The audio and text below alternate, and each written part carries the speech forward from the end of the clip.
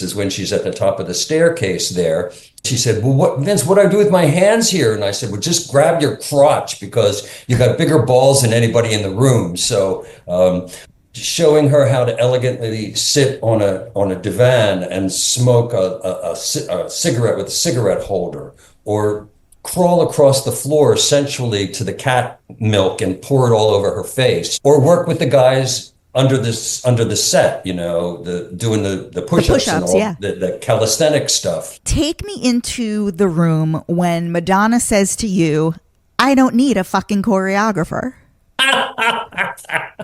In the gay clubs especially, there were a lot of guys that had these big fans and doing all these disco fans, Voguing reminds me in some abstract way of kind of the foppish movement in the courts, in the Marie Antoinette courts, and the posing and all of that. I had these fans and I started playing with the fans, and the women were very freaked when I said, okay, you're going to flip the fan and catch it, right? And you created the move where the ski metaphor. The lean. Yeah. Some dancers on stage that were actually in snow skis. So they had the ability to move around and do all of these things. And the way we did it was basically OG theater techniques. When they would release the tension, the dancer could go over.